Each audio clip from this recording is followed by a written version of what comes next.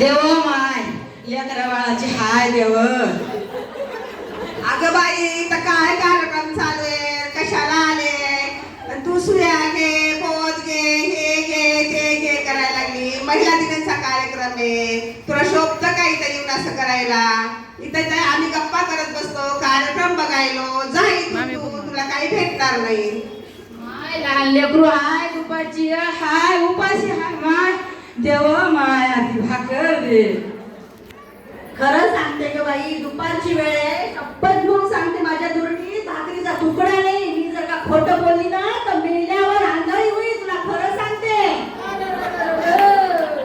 मेल्यावर तर सगळे चांगले होतात, पण मरण्याअगोदर हे सुंदर दोन डोळे दान करा, म्हणजे आंधळ्यांना दृष्टी येईल. सर्व सुंदर दृष्टी त्यांना पाहता येईल. रक्तदान करा, कोणाला तरी जीवनदान मिळेल. अगं माय द्यायला भरपूर हाय. हे 70-80 किलोचा देह या पृथ्वी तलावर या भगवंताने असा दिला नाही. काय नुसतं खाऊन खाऊन फुगायला दिलाय. माय द्यायला बकर हाय, पण द्यायची भावना पाहिजे. तर तू माझं आहे तर तुला बुरगुंडा होईल, बुरगुंडा होईल बयोग. तुला बुरगुंडा होईल, बुरगुंडा होईल बयोग. तुला बुरगुंडा होईल, तुला बी होईल बयोग, मला बी होईल. तुला बी होईल बयोग, मला बी होईल. बुरगुंडा होईल बयोग, तुला बुरगुंडा होईल. अगं दानाचं महत्व आपल्या संतांनी सांगितलेलंच आहे आणि ते तुम्ही करायला पाहिजे. अगं बाय बुरगुंडा, अवं माय मावले माझा लगीन राहिले आणि तुला बुरगुंडा बाई. आणि ते कसं काय? काय वय आहे पोरा तुझं? माझं वय 20 वर्ष आहे. आणि गावातले लोक म्हणतात की अजून तुला लग्नाला वेळ आहे. अरे हो रे माझ्या वासरा, बैल व्हायला एक वर्ष बाकी आहे. बैल भेटला की काय तुझ्या गळ्यात बांधलीच म्हणून समज. अरे या शास्त्रानं 21 वर्ष वय मुलांचं आणि 18 वर्ष वय मुलींचं का बरं ठेवलं असेल? अरे 21 वर्षाला पुरुषांचं शरीर परिपक्व होतं, हार्मोन्स बॅलन्स होतात, स्त्रीचं वय परिपक्व होतं, सांसारिक जबाबदारी पेलण्यासाठी ते समृद्ध होतात. योग्य वयात लग्न झालं की सुदृढ बाळ जन्माला येतं. कोणत्या लसीची त्याला गरज राहत नाही. नाही आणि म्हणूनच शासनानं 21 वर्ष मुलाचं आणि 18 वर्ष वय मुलीचं राखून ठेवलं आहे. म्हणजे काकू 21 वर्ष वय मुलाचं आणि 18 वर्ष वय मुलीचं. पण 18 वर्षाच्या 2 मुली, एक मुलगी भेटलीच नाही तर 9 वर्षाच्या 2 करू का? मुहूर्तापासून आता शिव साहेब बसलेले आहेत, नियम घातलाय, हातकड्या घालतील की तुला? अरे पोरा, हे समजा जाऊ दे, तुझ्या डोक्याच्या वर आहे. पण तू माझं आहे तर तुला बुरगुंडा होईल बयो ग, तुला बुरगुंडा होईल. मला बी होईल बयो, तुला बी होईल. मला बी होईल बयो, तुला बी होईल. बुरगुंडा होईल बयो ग, तुला बुरगुंडा होईल. आणि हे वय ठरवून दिलेलं आहे, म्हणूनच ज्या त्या वयात जे ते करावं. मग परंतु एक त्याला अपवाद आहे बरं का. काय? भगवंताचं नाम स्मरण करायला कुठल्याही वयाची अट नाही. बोला श्री हरी मंडळी गौरदे ज्ञानदेव तुकाराम पंढरीनाथ भगवान की जय. आणि आजकालच्या मुली ऐकत नाही आणि त्यांचं वय निघून जातं. आणि बघा आता हे तुम्हाला मी दाखला देऊन सांगते. काय बघा हे बघा इकडं. त्या बघा ही आमची पोरगी आहे, 30 शिक्षण संपले. माय लग्न करतेस का? नाही, मला अजून शिकायचं. आता बर शिक माय. बरं माय 2-3 वर्ष उलटले, शिक्षण सुरू आहे. माय इकडे ये बरं.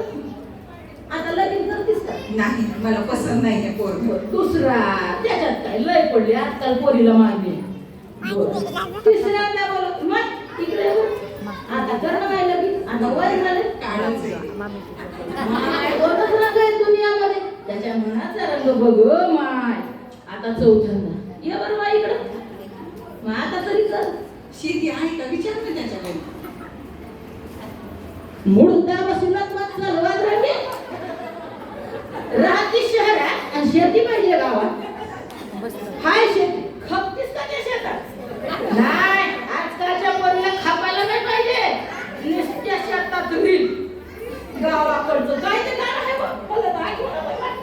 काय सांगू रे आणि तुला, मला गाव सुटना, आता पोट्याला सुटना पण हिना त्याला नेते की म्हणून. आणि असं पण अजून एक फायदा आहे शेतीचा. कसं? आजकालच्या पोरी लग्न टिकवत नाही.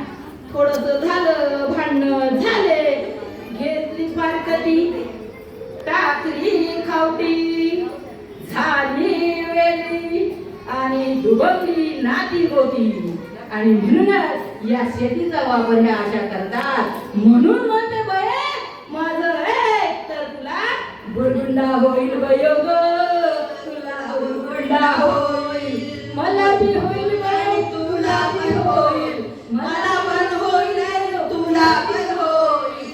बुरगुंडा होईल बयो ग, तुला बुरगुंडा होईल. आणि माय तुला बुरगुंडा म्हणजे काय वाटलं? तू बघा म्हणला मला लगीन झालं नाही. अरे येड्या, बुरगुंडा म्हणजे तुला काय पोरवाळा समजलास काय तू? अरे नाही, बुरगुंडा म्हणजे ज्ञान. आणि तुमच्या शुद्ध भाषेत म्हणायचं म्हटलं तर ज्ञान. आणि हे ज्ञान कशात आहे?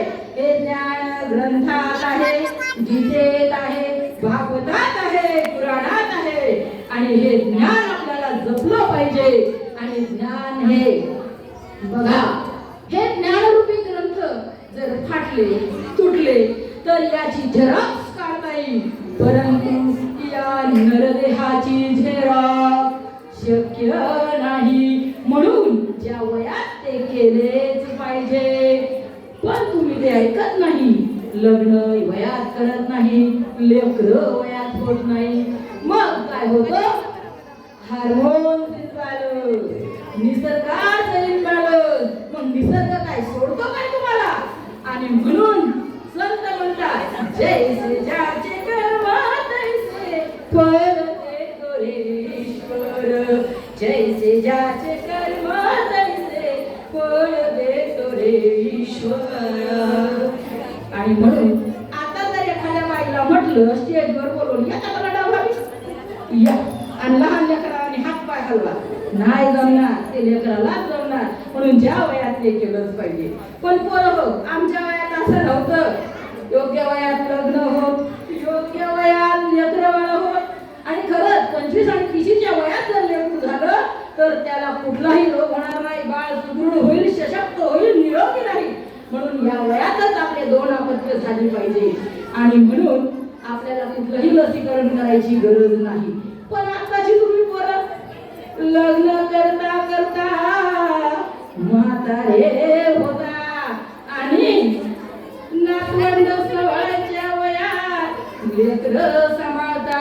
म्हणून तुला सांगतो रे बाबा माझं एक तर तुला अरे बोला रे काय होईल बुरबुंडा होईल तुला बुरबुंडा होईल बुरबुंडा होईल मला बी होईल बरं तुला बी होईल मला बी होईल आणि तुला बी होईल बुरबुंडा होईल तुला बुरबुंडा होईल. आणि आताच्या मुली वय वाढत आहे लग्न करतात इकडून तिकडून लग्न झालं पण कधी वय संपल्यावर तर काय होतं अनेक आजारांना सामना करावा लागतो. मूल बाळ होत नाही, गरोदर पण राहत नाही.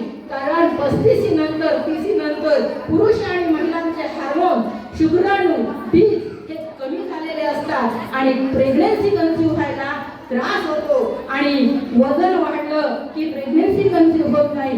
मग डॉक्टरची वारी ज्या वयात करायची होती हनुमूची वारी ज्या वयात करायची होती हनुमूची वारी त्या वयात पोरीवा केले चवणे भारी आता कर रोज दवाखान्याची वारी. असं करत करत इकडून तिकडून लग्न होतं आणि काय होतं फिगर मेंटेन करायच्या नावाखाली बाळाला दूध पाजत नाही. आणली बुचाची बाटली लावली तोंडाला आणली बुचाची बाटली लावली तोंडाला आणि काही मुली दव्याचं दूध पाजतात. त्यामुळं बाळाचं आरोग्य तर खराब होते पण स्तनातील दूध जर पूर्ण बाहेर निघलं नाही तर बायांच्या स्तनामध्ये गाठी होऊन त्यांनाही स्तनांचे रोग होतात. म्हणून स्त्रियांनो मी तुम्हाला सांगते तुम्ही जागरूक व्हा आणि बाईला आता या म्हणते मी आता हे झालं सुरू आणि खूप वर्ष झाले आणि एकमेकीला फोन झाला आता गो बाई झालं का लग्न नाही भेटला नाही का मनासारखा नाही भेटला मुलगा आता वरती बस मला लग्न बसायची आली की कशा बाई करतेस लग्न आणि वय निघून जातं आणि त्यावेळेला वाटतं कसाही नवरा असला तरी चालेल. म्हणून स्त्रियांनो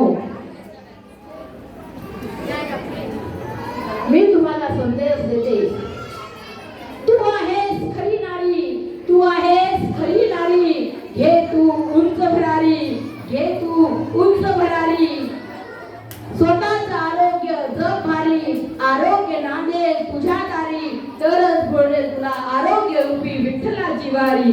बोला श्री विठ्ठल ज्ञानदेव तुकाराम पंढरीनाथ भगवान की जय. एक नारी फिट उसकी फॅमिली हिट. म्हणून इथं जमलेल्या बायांना तुम्हाला सांगते सांगा दुष्परिणाम सांगा पोरीला दुष्परिणाम जास्त वयात लग्न केल्याचे सांगा पोरीला दुष्परिणाम उशिरा लग्न केल्याचे. व्हा तुम्ही जागरूक होऊ देऊ नका दुःख व्हा तुम्ही जागरूक होऊ देऊ नका दुःख. धन्यवाद. नंबर सखी ग्रुप